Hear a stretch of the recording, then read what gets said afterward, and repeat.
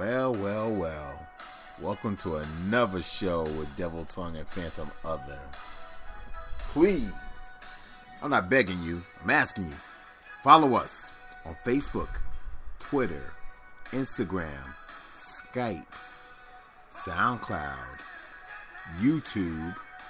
Get at us, devil.tongue@gmail.com.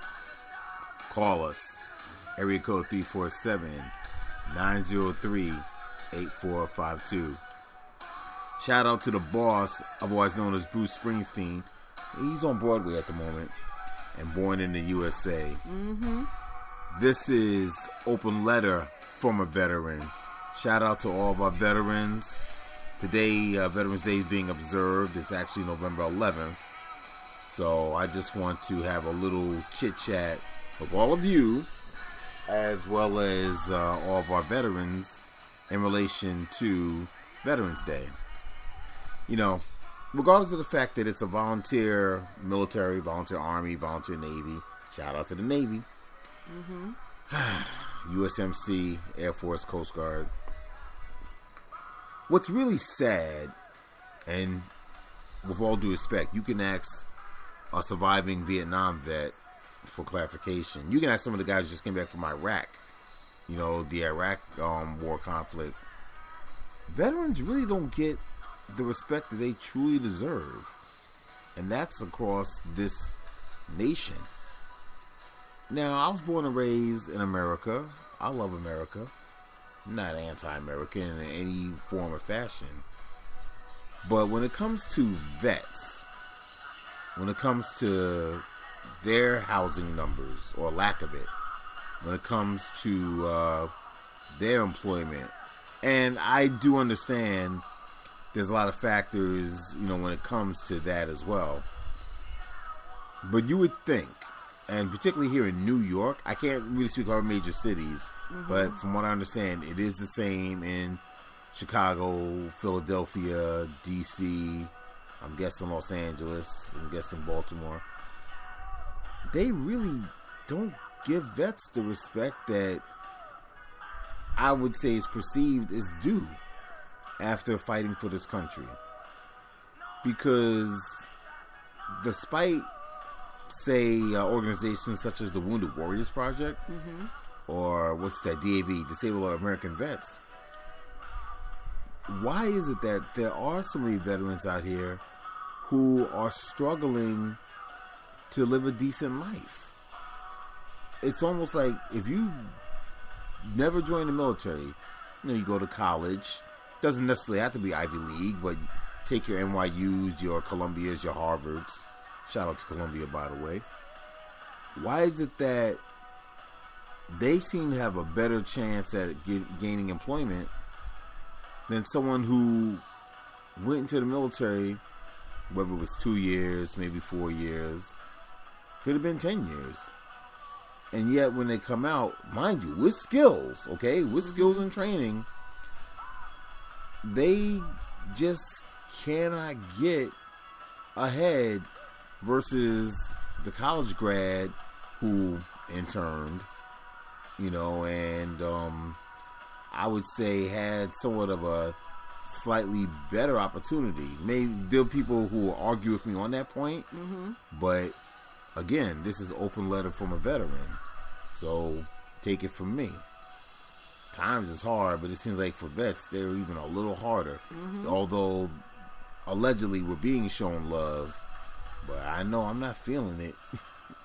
You know, my father was in the Korean War, and what conflict did your dad fight in?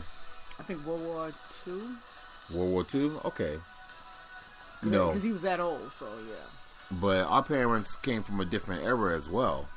You know, it's funny. We look at what they went through, and it seems like whatever formula they used worked. You know, I understand times were different, but it's interesting how we go for housing.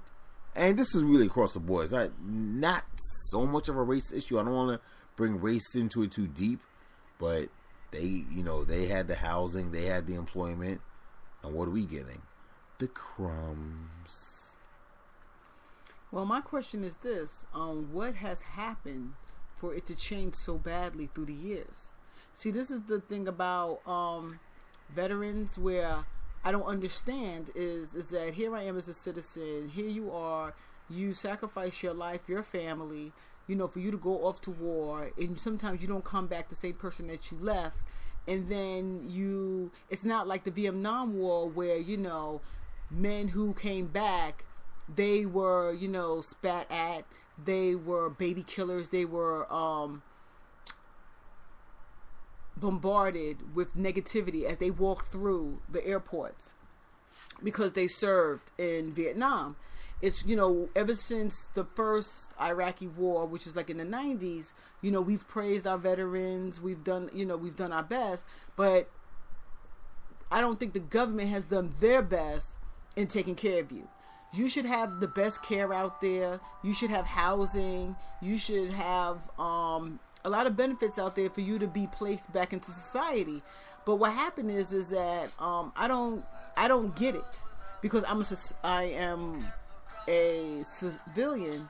I don't get it because from my perspective, why I don't get it is here you are sacrificing you for us to have a better place for safety, but then they can't give you, when you've done your service, all they give you is a pin, and then you go, and that's some of y'all who do get pins, and you go by your, your merry way. And sometimes a lot of y'all are damaged. A lot of y'all have post-traumatic stress disorder. A lot of y'all have, y'all come back damaged. Y'all go in, hold up. Y'all go in 100%, but you come back 50. I'm going to tell you, the thing is that when you're active duty, they have a place for you. If that's not obvious. It's almost like after you served your time, you're useless. Let me give you a good example. For those people who may have saw First Blood, with Sylvester Stallone. Right, Sylvester Stallone's John Rambo. And I know he's a fictional character, but shout out to John Rambo. There was a part in the movie towards the end where what he said is actually very truthful. I'm in the military. I'm operating this $1 million equipment. Mm-hmm. They have a use for me. Once I get out, there's no more use for me. And that, if you were in infantry, I want to say is almost very accurate. I mean, yeah, sure, you can join the police department. We get it. Mm-hmm. But think about it. When you're fighting for the country, kill or be killed is understood. True. When you're a police officer, you're supposed to protect and serve. Can't run around killing all the criminals. This is not a death wish. Shout out to the memory of Charles Bronson. I'm just saying. You are listening to Devil Tongue and Phantom Other, www.spreaker.com, and you just finished listening to Kiss, World of Our Heroes in the background, because as a veteran, I have a lot of griping and a lot to say in terms of the respect or the lack of respect that we just don't get when we come back after serving in the military. And I respect that because I can tell you I don't understand. From my perspective, I see you in the streets. I see, you asking for help. I see you applying for jobs. Not you per se. I'm talking about veterans. I see it, but I just don't get it because I'm not in that circle. You get what I'm saying? Like, yep. When you talk about Army wives, you talk about military camaraderie, I don't understand that because I'm not a part of that. I know it goes on. I know it exists. I'm not a part of that. So when you're talking to me about what's going on, I'm trying to understand what is going on because you're not the first veteran I've heard complain. Right. I've heard other gripes from other veterans that said, I've done all this for this country and they turned their back on me. I've heard one guy talk about how he had certain issues and they never helped him with his issues. But it was funny because when he signed up, it was like, oh, this will be taken care of and blah, blah, blah, and all it is. And now after he served, and he served more than 10 years. Wow, 10 years. 10 years. He served more than 10 years. That promise was now broken. And you want to hear something funny too that I heard? I heard they don't pay for schooling anymore. I heard they cut that they cut that program out.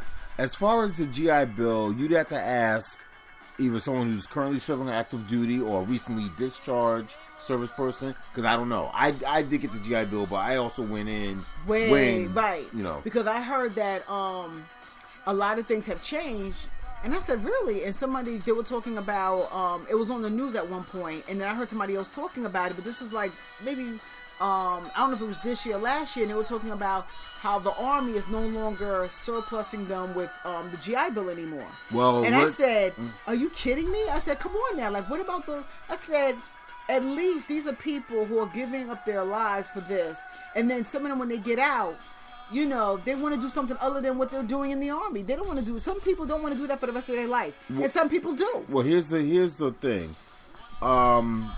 Okay, volunteer military. Right. You're always going to need a military. You're always going to have a military. Right. But remember, in the last decade and a half, they've been closing bases. They've been consolidating bases. I don't get that either.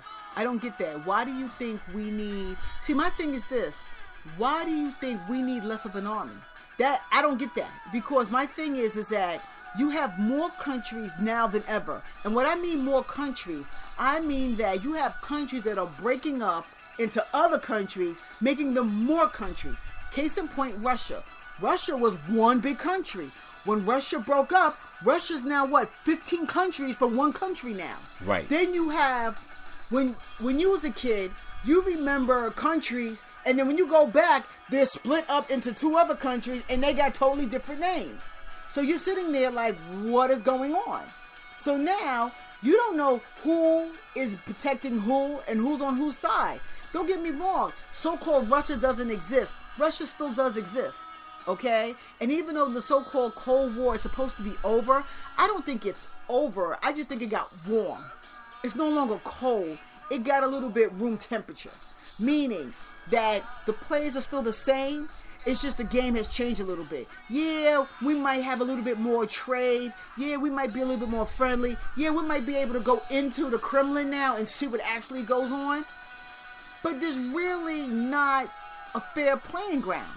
There's not. It's interesting you say it's not a fair playing ground, because the only way you can get rid of a military, same ideology, the only way you can get rid of a police force is if the entire world, if evil is eradicated from the entire world. We're not going to get into Armageddon and the apocalypse. We're not going to get into that. No, you're trying to be realistic. You're trying to be realistic, getting rid of evil, and that's not going to happen. Right. Because the earth needs balance. Well, hell, I'll buy into that. But the thing is, if there was, oh my God, if we were all in heaven, that's the best way to put it, then you wouldn't necessarily need a military or police force, etc., etc., etc., etc. You know? But that'd be the best days. But see, when you look at it like that, that's where you have Lucifer rears his ugly head. Because you know what? I want to be ruler. Why we all got to be up here? Because you're always gotta have that. I'm just saying. Yeah. I'm just saying. Because it's never going to be perfect. It's never. There always has to be a balance. Well, of course. Well, okay. Why does it always have to be a balance? Why must hope stay inside Pandora's box? Seriously. I didn't know there was hope inside Pandora's box. Yeah. I didn't ever knew that. I mean, I always wanted to know what was in Pandora's box. That was in Pandora's box. It was hope. Hope. Really? After everything got out, hope is, well, I'll say. When was this? And what was this? In Pandora's box. In Pandora's box. Was hope? Well, even though we're all over the place. I'm sorry. We're not going to get into I that. I know, but I never knew that. Because I knew that I always heard of Pandora's box, but I never knew what was in Pandora's box. Pandora's box had hope. Wow. Remember, Pandora's box was never supposed to be open. Right, I remember that. When it was open and all the evil got out, the only thing that was left, and little tiny thing, and it was injured and, you know, clinging on to life, it was hope. Oh. So, our message to all of you, you know, my message to those veterans and those thinking of joining the military, yeah, hold on to hope. Because that is the one thing that will keep you going if nothing else will. Just saying. You listen to Devil Tongue and Phantom Other on Spreaker.com. And happy Veterans Day to all your veterans out there. And thank you. And we hope that you will just keep listening to us. Take care.